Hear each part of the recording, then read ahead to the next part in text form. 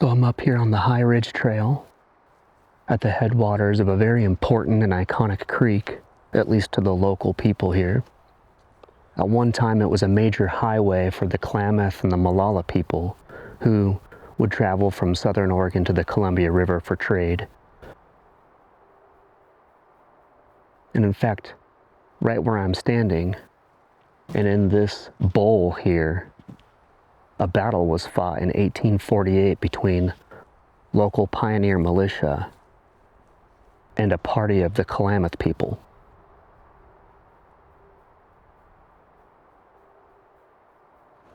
This was shortly after the Whitman Mission massacre, so tensions were high, and for some reason it seems like the Klamath people weren't trusted by a lot of the locals.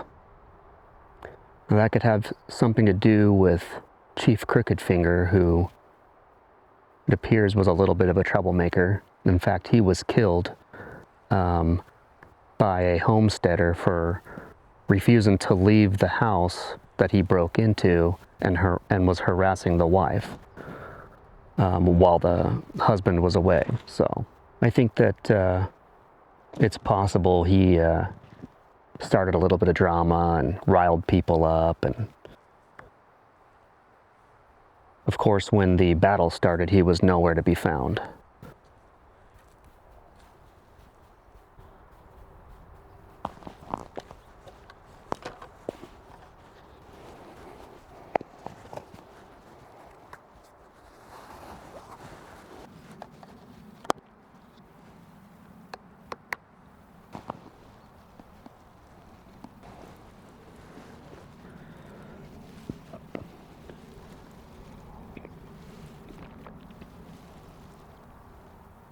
So what am I looking for?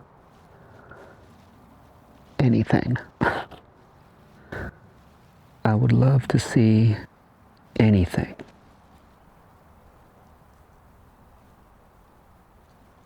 I'm at about 4,000 feet elevation,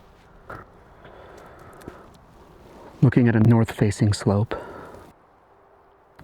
There's water down here, but it's been a very dry, warm summer.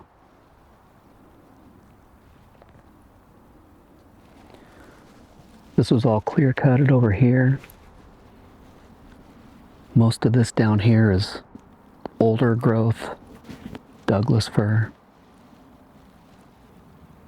Most of it is just fire salvage and replant after the 2020 Santiam fire.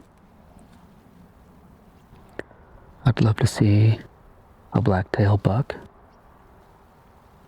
and I would also like to see a black bear. I have a bear tag and it is bear season.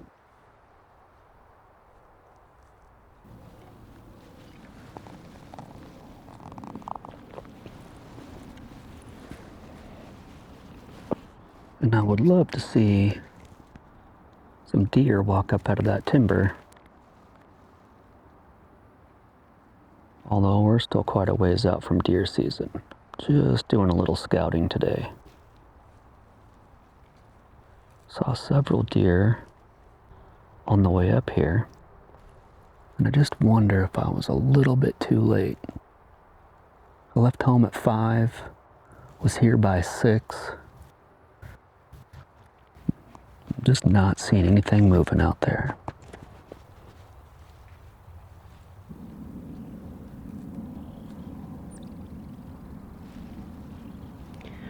Maybe they're hanging out at lower elevations right now.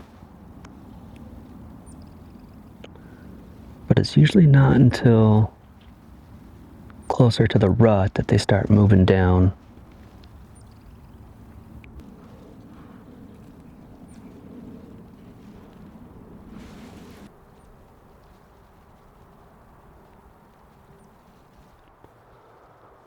I do hear something kind of moving through that dead stand, that fire burn area down there, but I'm not seeing anything.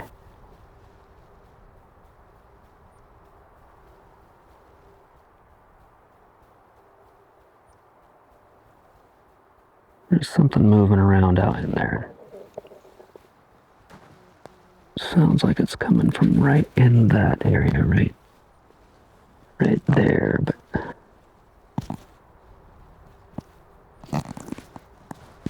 I haven't caught any movement though. So we'll just sit right here and see if anything pops out. It is currently 8 a.m. now. I've been sitting in this spot for 2 hours.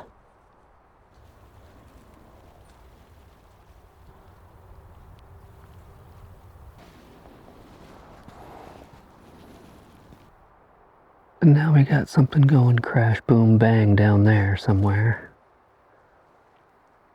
Again, I can hear him moving, but just haven't seen anything pop out. And every time that I think, well, I think I'll pack it up and head on down the road, I hear something moving.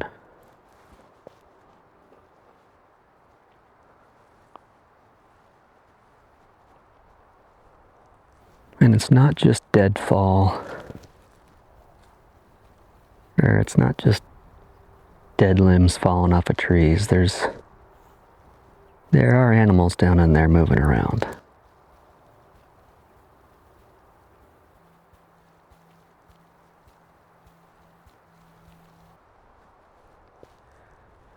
Just saw 2 deer running through that meadow. It's kind of on the edge of a little mountain lake pond over there. But I just saw 2 deer run across that meadow from left to right through my binoculars. Of course, I couldn't get the spotting scope on it or the camera on it in time. Don't know why they were running, but they were kind of booking it across there. So I'm just kind of watching to see if anything else pops out. There's an old logging road up to the left from that. And I happened to be glassing that, but I didn't see anything moving down.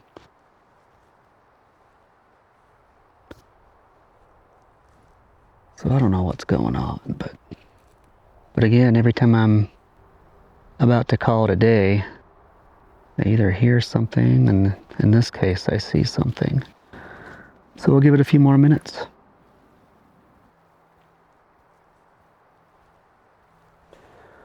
Now, would I be willing to defend my home and my wife from somebody who comes to rob or harass us? Absolutely. I would kill for my family and my home. Would I be willing to harass a people who I felt were invaders in my land? Absolutely. I don't look at history to judge who's right and wrong or who was treated unfairly or vice versa. The fact is, and I don't know about you, but I feel as deeply rooted to this land as any tribe or pioneer settler ever did. I was born at the bottom of this canyon in what at the time could barely be described as a hospital. And I think that's part of the reason why we hunt. It's not just some sport that we get into one day. We're a part of this land, so living off this land, surviving off this land, and harvesting from this land is just something we've always done. And harvesting from this land is something this land has always known. Since the beginning of time, people have hunted, fished, foraged, and have survived and thrived off of everything that these mountains and these rivers and creeks and valleys have provided. When pioneers got here, they didn't arrive at some untouched, pristine land. They arrived in a land where thousands and thousands of people for thousands and thousands of years had hunted, gathered, fished, logged, and worked the landscape into something that was productive and harvestable. Whether you're a native Malala, Kalapuya, or even Klamath, or you arrived from Missouri 200 years ago, the fact is that our ancestors both arrived at and created a network of trails that led to villages, that led to valleys, that led to hunting grounds like this, that led to water sources where they could grow and harvest food, hunt and harvest food.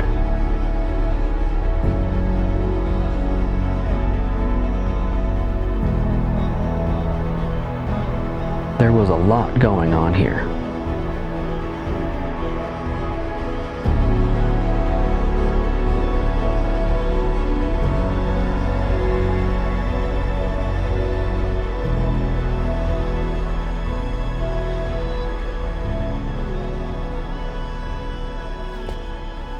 Well, I'm sorry I couldn't get you guys onto some animals today.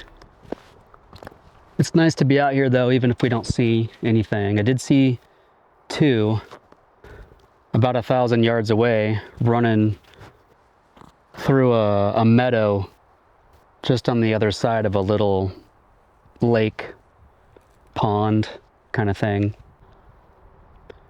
Not sure why they were running or what they were running from or what they were running to, but that was kind of interesting.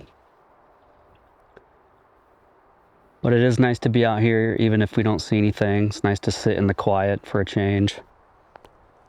Don't get to do that enough. And there are animals out here. They just didn't want to poke their heads out today for some reason. It's been very warm, fairly smoky from wildfires. The vegetation is dry. The water in the creeks it's very low. So, who knows? Hopefully they'll be around in the next couple months.